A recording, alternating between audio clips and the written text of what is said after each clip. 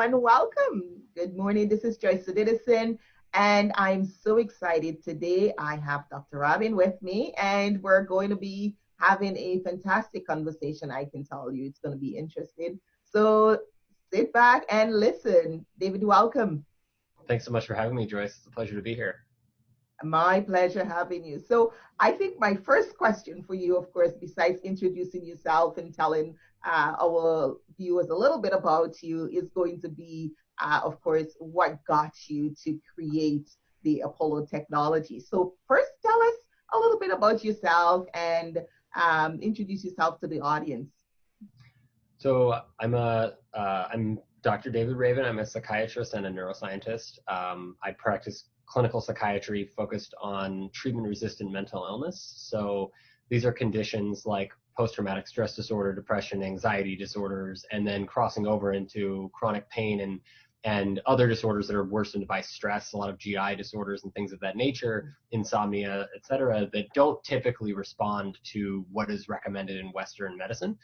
And I've been studying chronic stress on the whole body level and the cellular level for nearly 15 years now, and really trying to understand, the pathways of chronic stress, why some of us overcome chronic stress and overcome stress in general and develop very constructive coping strategies that make us better and facilitate growth and progress towards our goals, and why others of us are held back by stress.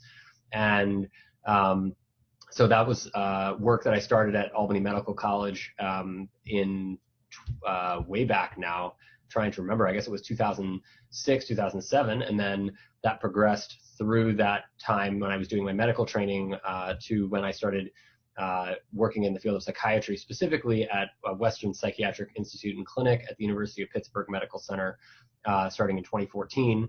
And we started really and that was a very exciting time because I had the opportunity to work with Dr. Greg Siegel, who's an expert cognitive neuroscientist and psychologist, who was really looking at innovative ways to actually intervene in the process. So not just studying the process of chronic stress and how we cope with it, but actually trying to figure out new ways to interrupt the negative thought loop patterns and these kinds of things. And so I was always fascinated by resilience and consciousness and how we perceive the world and how we interpret meaning from the world and how that impacts the way we feel and the way we perform and the way we recover and all these kinds of things. And so that work really was something I was passionate about, and it turned into Apollo, which is a device that looks like this, and you can wear it on your wrist or your ankle. And it basically activates touch receptors using gentle sound waves that soothe the body and sort of help us be more present in the moment, similar to the mechanisms of someone holding your hand on a bad day or deep breathing or meditation. But it works especially well for those of us, myself included, who don't necessarily have the time to practice deep breathing or meditation practices all the time because we're so busy. And so it really helps to basically facilitate balance in the nervous system, balance in our lives by bringing us back to the present moment and helping us to recover more effectively from stress. This is very interesting because when I've been teaching stress. I'm a conflict analyst. I've been teaching stress at Interpersonal Wellness Services, stress management, the other side of stress, and resilience. And there's something you said earlier. Some people do well with stress. Some people are able to bounce back. Some people are able, and then there are other people who, the stress in their lives causes so many other issues and health challenges to up to the point of, incapacitation. I know right now of 4 individuals under 50 who have had to give up their career due to stress, autoimmune diseases. We're seeing so much of that. So are you telling me that this was one of the catalysts to Apollo? Yeah, absolutely. And I think, because we see that PTSD, as one example, is one of the consequences of unmanaged chronic stress. Yes. And this actually not only takes a toll on the way we think and the way we feel in a measurable way, but it actually changes our body. It changes our physiology, changes the way our heart and our lungs respond to the environment. It changes the way we feel pain and perceive pain. It changes the way our immune system functions. As you were saying, some people who have chronic stress develop autoimmune disorders that you've known. And this is actually a relatively common report, unfortunately. And I think it's critical to acknowledge that burnout is a real thing. Dr. Herb Freudenberger actually coined the term in 1971 when he experienced and overcame his own burnout as a physician. He was a Holocaust survivor, so he had a fascinating history himself of overcoming trauma, but then still wound up burning out through his job, trying to make up for, in some ways, he was, like many of us, working to calm or distract his busy mind, right? To avoid thinking about the trauma. And so he basically worked himself into a state of total burnout. And burnout was not a thing that people talked about prior to 1971 when Dr. Freudenberger coined the term. And since then, what's really fascinating is after he published his book on burnout, ultimately, we've seen that the neuroscience has supported the understanding of why this happens and actually shows us that there are things changing in our bodies that we didn't know back in 1971. It was 50 years ago now, that are actually changing, that reflect an imbalance of the stress response system and our recovery response system. And so when we were looking at these patterns, and again, of course, this has been refreshed now with the WHO announcing that in 2019 that burnout is a very serious condition that needs to be addressed. Burnout specifically due to workplace-related stress. This is a big deal. I think there's somewhere around 120,000 deaths that are attributed to stress in the U.S. alone every year. So this is a big deal. And it's a huge burden on the system and on our communities. So we developed Apollo as a way to kind of understand, based on the neuroscience of how we now know, from a 21st century perspective, how we now can understand what Dr. Freudenberger was talking about in 1971. Now we can actually understand how that stress response system works and how we can intervene. The touch system of all of us being one of the core ways that we reestablish balance and safety in the body. And so that was something that we saw as basically a low-hanging fruit that we could tap into and use what we knew about modern technology to help restore balance to our lives. I love this perspective that you had on touch, because as someone who's developed that whole area of interpersonal wellness, we know that relationships matter, and touch is part of relationship. And you could get a touch from someone that scares you, and you could get a touch from someone you have a relationship with, and it is healing.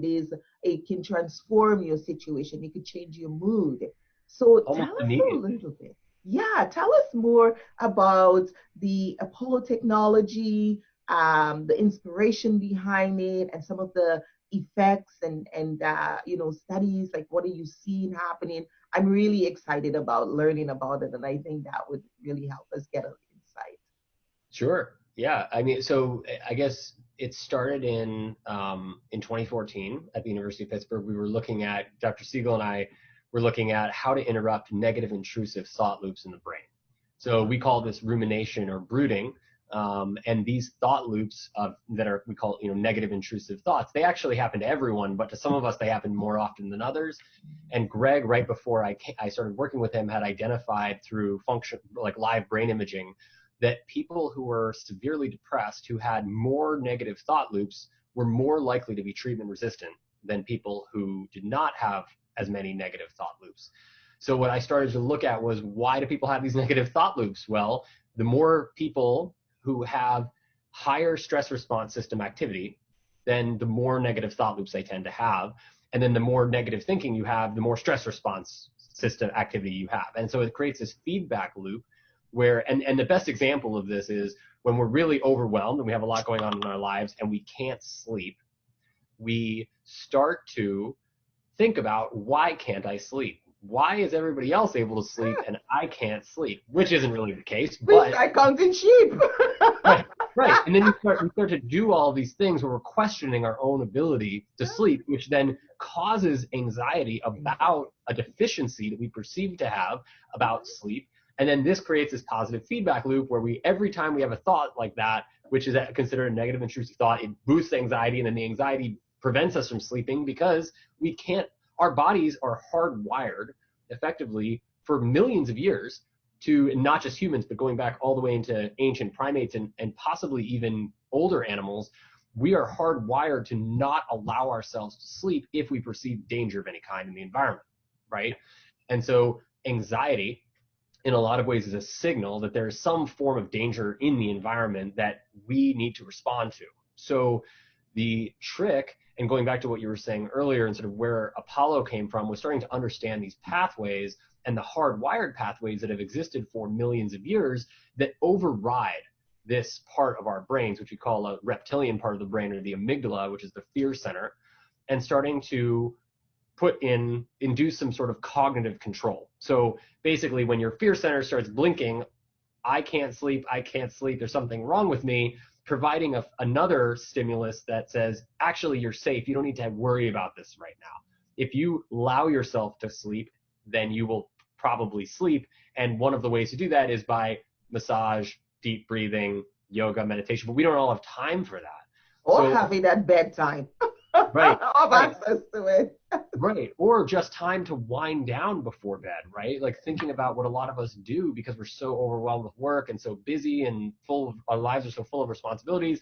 Many of us zone out before bed watching TV or in front of our phones. And there's all of these different stimuli going on that disrupt our melatonin secretion in our brains, our circadian rhythm cycles. Everything gets thrown off. And this is not unusual. It's actually probably more of the norm now, but understanding it helps us, understanding the process and what is intervening in the process helps us to understand how to fix the process. Yes. So Apollo, we realize is psychotherapy techniques and yoga and meditation and deep breathing and all of these things are fantastic, but they require a tremendous amount of effort on the part of the user or the subject or the client or the patient.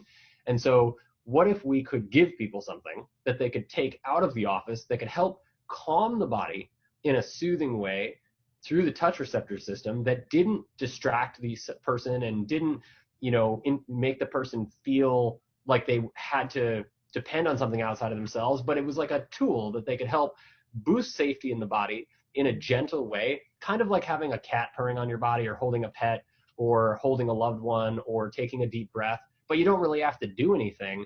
And then that reminds us that we have the ability to calm ourselves.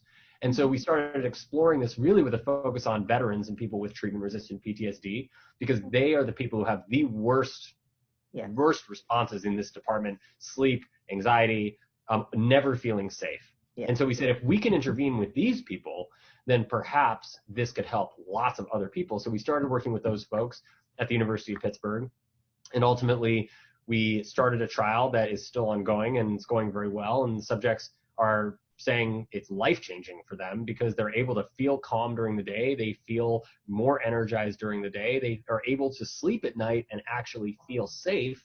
And I think the most resounding and critical finding that we have that's so exciting, which is also we found in kids in preliminary trials with kids with ADHD and trauma, adults with ADHD and PTSD and histories of trauma and chronic pain, is that, and insomnia actually, is that these people are able to take less medicine when they use Apollo, which is really exciting because that is, and we're not telling them to take less medicine, they just feel better so they don't take as much medicine and they don't feel the need to take as much medicine. And what could be a better testament to results than that? But that said, we also have run in 2017 to prove out that this technology actually did something to the body that was worth our time investing in. We did a double-blind randomized placebo-controlled trial with healthy subjects, and we showed that we could reliably improve cognitive performance under stress. We could improve calm under stress, and those improvements were directly proportionate to how much our bodies changed. So we looked at the balance between the parasympathetic recovery response system and the sympathetic stress response system. Normally, under stress, recovery response is down, stress response is way up. So you apply the Apollo frequencies, they balance out, and sometimes the recovery response system actually goes a little higher in activity, which improves attention and improves emotion control, and it improves the way we feel by bringing us back into the moment, and then people actually perform better because they have more cognitive resources available to focus on the task at hand than focusing on their stress, if that makes sense. Wow. So when I'm listening to you, I'm hearing that we don't always have to take a pill to reduce our stress. There are things that we can do, and Apollo technology is one that can help us. It's one of those tools that we can use to get our body back in balance. Because I think that's why we teach stress management. That's why we do meditation. That's why we do all of these different pieces, so that we can reduce the stress, so we can reduce that cortisol level in our bodies, and we can get our bodies to be healthy again. And of course, cognitive. We all want to be alert and do more. So I'm so excited to have you. So tell me a little bit about how it works. What does one have to do when they get it on? Like, how does it work? Does it work with your phone, your computer? Give us some more ins and outs of it. Sure. So the device has again, it's like about the size of a Whoop We or an take Apple it off, hold it or up Apple Watch. to us. Yeah, Yeah. absolutely. So you can wear it on your wrist or your ankle. It actually works anywhere on the body. It has two buttons here. So the buttons can turn the intensity of the vibration up or down, and if you press them both for a second, it can start or stop the vibration. And the vibrations have 7 settings that are based on goals for what you would normally do during what most of us would do during our given day, which we developed based on our lab results and the clinical trial results, and then also based on having a couple thousand beta testers in the real world with our prototypes that showed us what they liked best. So the 7 goals are energy and wake up, which is kind of like a cup of coffee. Social and open, which is calm, clear focus, but really great for creative work and great for socializing and being sort of, not in our heads when we're tired and have to connect with other people. Before you go to the networking meeting, right? Yeah, that's one of my favorites. And I actually use that one and the one underneath it. It goes basically starting at energy and wake up is the highest energy level, and then social and open is next highest, and then down from that is clear and focused, which is basically intense, deep focus, which is kind of what a lot of people describe as like an amphetamine-like effect. And that's one of the settings we showed in the first clinical trial at the university, increased cognitive performance up to 25% under stress within 3 minutes, which is really incredible. Wow. Can you imagine having that boost on a test in school? I mean, that is equivalent to what people get with amphetamines. I would have killed for that in high school, because believe it or not, I was not a good test taker. So that was the biggest struggle for me. And so those two, actually, the social and open and the clear and focused, are what I use for public speaking, because I used to have a little nervousness when I was on stage, because I would think about what other people thought about me while I was talking. And then a lot of us have that experience. And, they say, like, picture everyone in their underwear, or do all, they have these mental tasks, which sometimes they work. Research said it's one of the greatest fears of adults is public speaking. Right. And so can you imagine? Okay, public speakers out there, get Apollo. Yeah. Well, I mean, it makes a huge difference. Everyone on our team uses it when they give talks. We have a lot of other folks using it for talks. I mean, it's incredible, because it brings you back into the moment, where when you're on stage, instead of thinking about what other people are thinking about what you're saying in the moment, or what they're thinking about your clothes or whatever, we think about, I know what I'm talking about, because that's why these people are here to hear me. Exactly. Right? And that's all it's about. That's all that really matters. So, it really reaffirms that sense of self-confidence and presentness with ourselves, which helps us to perform at our best. And public speaking is a great way to see that for yourself. And then beneath that is rebuild and recover, which you've shown actually improves recovery after physical workout in NCAA athletes, which is really interesting. And just helps calm the body very quickly after intense physical or mental stress or emotional stress. And then the very calming frequencies are below that. So there's meditation and mindfulness, which is kind of like a calm flow. It's like a gentle calming, but focused, but not sleepy. And then underneath that is relax and unwind, which is like a deep relaxation. Some people say it's kind of like drinking a glass of wine or having a glass of scotch or something like that. And then, but you can turn it on and off as you wish, right? So it doesn't have the side effects of Exactly. The wine without the side effect. That's the only reason why I don't have a glass of wine. I was like, you know what? I don't want the side effects, so I will skip it. So if you can have it without, who doesn't want that? Yeah. Yeah, and then the one below that is sleep and renew, which helps people fall asleep better. And we see that increasing within 2 to 4 weeks of use. People tend to have a 20 to 40% increase in deep sleep and REM sleep and sleep efficiency, which is really interesting. So when you think about it, I think going back to what you said earlier, which is so important, that we have inside of us, we're born with the ability to heal ourselves. And what that means really, in a very simple way of thinking about it, is our bodies are hardwired to maintain balance. Yes. If we teach ourselves that balance is constantly being in a stress state, because that's what our environment has taught us, then that shifts our balance up here. And we really want our balance to be here. You know, we want our balance to be even all the time, sort of more in the present, more even between our minds and our bodies, not always in the mind and not always in the body. We want to be even. So healing and the ability to heal ourselves from, and this is where I think what's really interesting is this is where the future of medicine is going, which is really looking at not just a Western perspective where we are taught we have to rely on medication to make us feel better, but really a hybrid approach, which is Eastern, Western, hybridized together, where we understand that, hey, medicines are a tool, technology is a tool, herbal and plant medicines are a tool. Absolutely. And meditation and breath work are a tool, and yoga is a tool. What the goal is to use the least risky, least harmful tools as possible to help facilitate the maintenance of balance over time. That's the future. So profound. What you just said is so profound, because I was raised in a Caribbean island, Dominica, Eastern Caribbean islands, and growing up, you know, there is a bush tea for everything. You know, your head hurts, okay, drink this bush. You've got gas, okay, you have some ginger tea. You have this is bush tea to sleep. There's a bush tea for high blood pressure. And you know, and no side effects. Those are usually just for that. And then moving to North America, when I came to Canada for university, it was like a pill. I remember one time at church, a lady asked me, "Do you have Tylenol in your purse?" And I was like, "Do you carry it around? Like, is this something else?" Like, I was so shocked. I was like, I didn't realize that was something that one would have in their purse.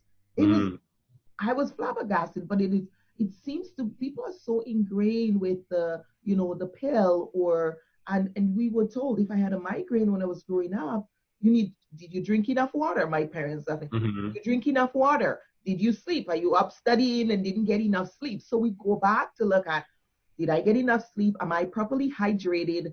Did I eat? You know, as girls, we want to stay slim and we probably skip. Did you have your, you know, are you having the proper nutrition? And those were always considered before any form of intervention or medication. And I find what happens in our society now is that we just go to that quick fix. We never ask the question of our body. We don't involve the body in the healing process. And so we end up with all of these side effects that's killing us.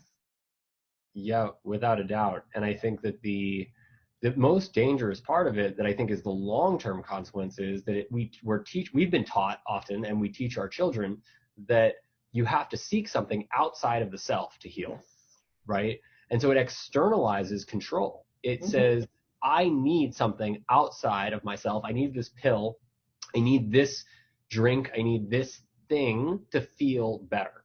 And what it takes away from us is the recognition and the understanding that we possess the ability to feel better on our own. It just has to be something that we practice and we nurture that ability. And so what I think a lot of the new movement of psychiatry and psychology, although it might be moving a little slower than we would like, but I think COVID is speeding it up. And, you know, which is part of us the silver lining for mental health, is that no one can deny that chronic stress is an issue anymore, right? No one can deny that trauma is an epidemic of epidemic. Or loneliness, loneliness, right? And the lack of soothing, gentle, intimate, non-sexual touch between humans, right? The idea that we don't touch each other. In almost every other culture, there's a lot more intimacy and touching than in our culture. And we know that touch increases the secretion of dopamine, serotonin, oxytocin, endorphins, natural endogenous opioids. All of the things that we take pills to do, we can get from something like soothing human touch. And so stigmatizing human touch and stigmatizing trauma and telling ourselves that you need to seek something outside of yourself to feel better is much more destructive, I think, than we've ever known. But now we're starting to recognize it as a field, and we're starting to be able to take very important strides to shift the mindset back to one like you grew up with, where you really look at what can I do to feel better, right? Absolutely. I love that. And Apollo, the technology is so simple because it's sending us back to basics, sending us back to the roots, to recognizing the importance of touch. There are people who never get touched, in society, and even some couples, they don't realize, touching is so important. And I think we need to bring that conversation back. I love the whole concept of what you're doing, and the Apollo technology, just reminding people. When I go into the workplace, I talk about bringing humanity back into the workplace, and I think this is part of it, right? Bringing the humanity back into, but using technology on a broader scale, because as you say, sometimes we're in our car for an hour, or we're commuting, and all we can use technology to simulate some of that, then we are at a really good place. And I really like that is what Apollo lets us do. Yeah, thank you. I really appreciate the way you described that. And I think it's really important for people to know that Apollo is by no means a substitute for human touch, but what it does is it provides us with some positive feedback from our environment that reminds us that we can feel good without a pill, right? We can feel awake without a cup of coffee, or we can feel sleepy without a drink, right? So the ability to be able to have that experience without putting something outside into our bodies is such a powerful learning experience. And what we've actually found, because I focus a lot on addiction in my practice as well, and so we didn't want to create addictive technology. Good. And what we found is that Apollo actually, over time, when people use it for a year plus, people actually become more sensitive to the vibrations. So over time, people actually are learning to self-regulate and self-balance more effectively than they were before. So it's not just a one and done thing, or not a dependency thing where you become dependent on the technology. It actually helps us it's like a change agent. It helps us to facilitate adaptation, and then teaches us over time to be able to adapt to stress more effectively over time on our own. Okay, so when one gets the Apollo, it comes with a strap. Can they change the strap if they don't like the black strap? Can they change that out, or give us some? So, yeah, that's a good question. Just so everybody knows, we are a very young company. We started commercializing. The research started in 2014 with an idea. Okay, so the idea started in 2014.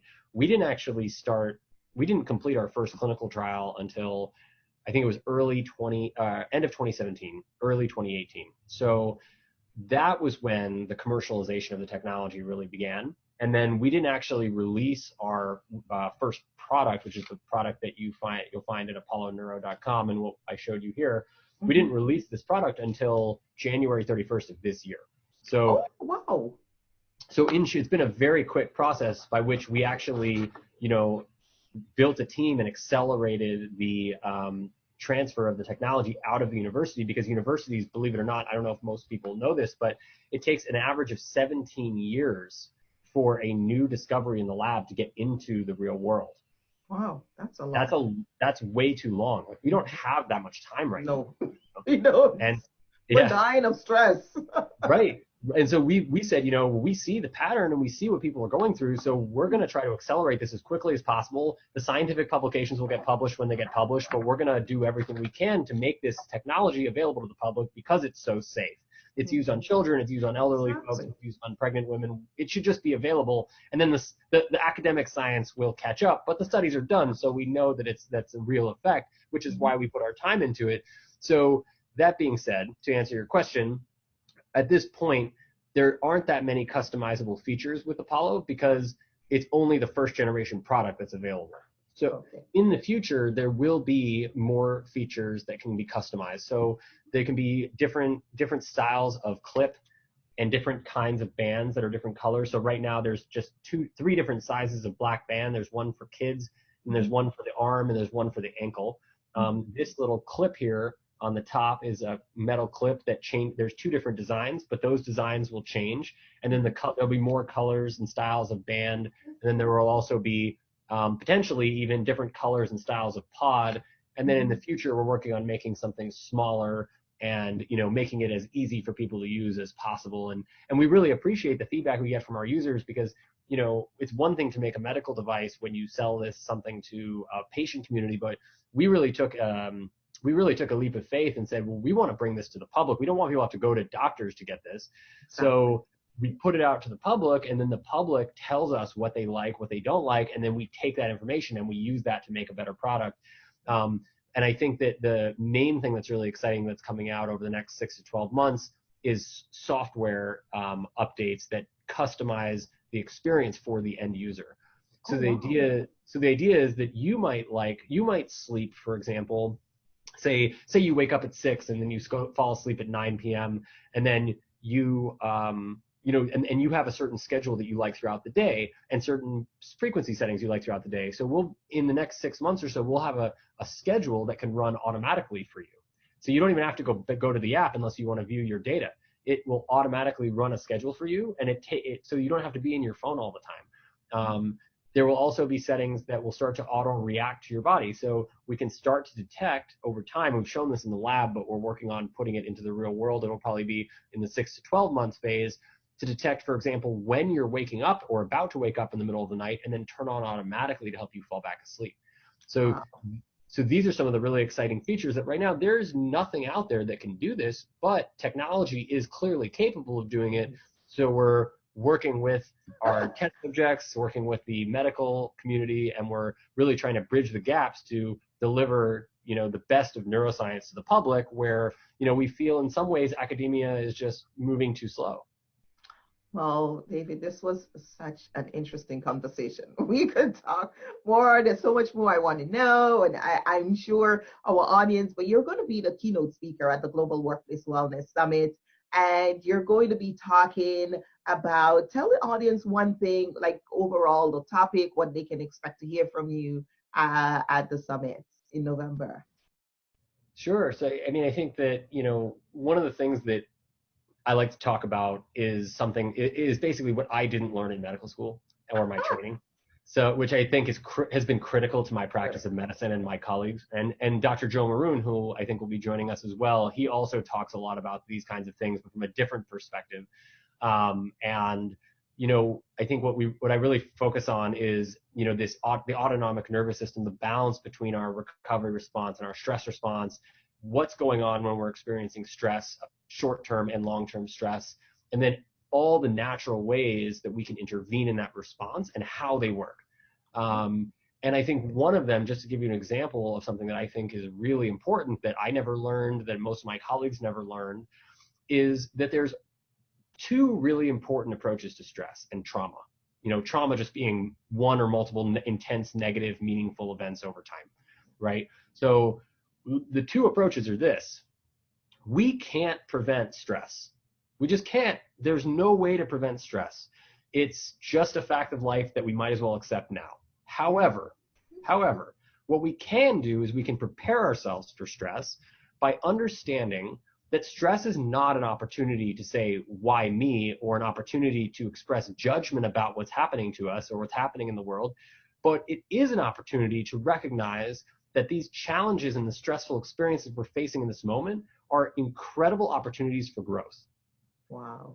And so if we understand stress and what we call in psychology reframing, we reframe our perspective to look at stressful experiences as not a why me, but as an opportunity for growth, then there could not be a better way to prepare ourselves for the inevitable stress that will come. And I think that, it makes sense when you talk about it, but that's just not something that we talk about enough. We do not enough. Absolutely. I love this. I can't wait.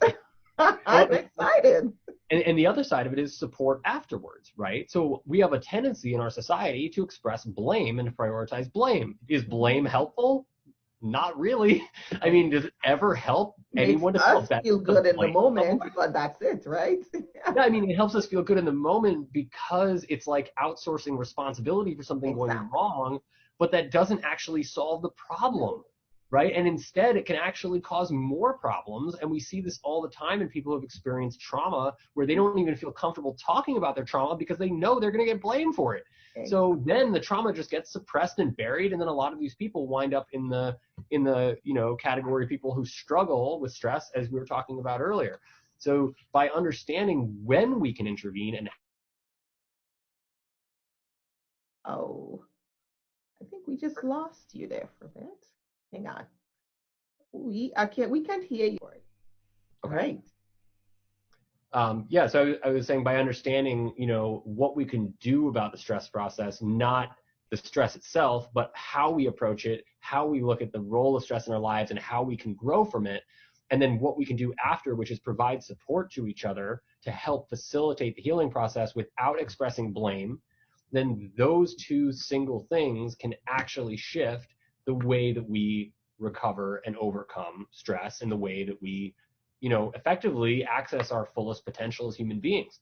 But if we continue to blame and we continue to, prevent ourselves or not teach proper preparation for stress and overcoming stress, then we're just basically creating a self-fulfilling prophecy where the trauma will continue over and over and over again. So Over. this is I think one of the things that it sounds simple, but understanding this and understanding the neuroscience of how the body works and how we train our brains to cope more effectively using these basic techniques could not be more important to emphasize at a time like this in our world. Oh, absolutely. When you think about the pandemic and everything that's going on, race relation, human rights violation, it never stops. And then all the natural disasters. I It's know. we're living in the most stressful times because with technology, it's happening in our living rooms. It's Mhm. not where, oh, we hear about something, oh, something happened 6 months ago in Asia or something happened in Europe. It's in our living room the moment it happened. And so we get the fire in California, the flood in Texas, the hurricane in the Caribbean, and then we have our own daily lives with our own human stress that's happening in our families, extended families, and just everything.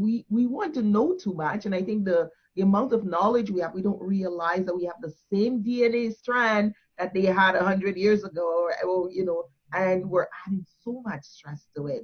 So we are indeed in such a sad state. And I'm so excited and looking forward to hearing more about preparing for stress and what we can do. So, David, thank you so much for being here this morning. I really appreciate you making the time and just sharing with us about the technology and so forth. So, we are going to have the technology available at the summit, and it's going to be our virtual backstage where it's going to be available for sale, and you're going to be providing a deal for Mhm. our attendees who on accessing the device. So really looking forward to that. Those will be up by the end of September. We're hoping to have all of these showcased and sharing with our audience. So really excited.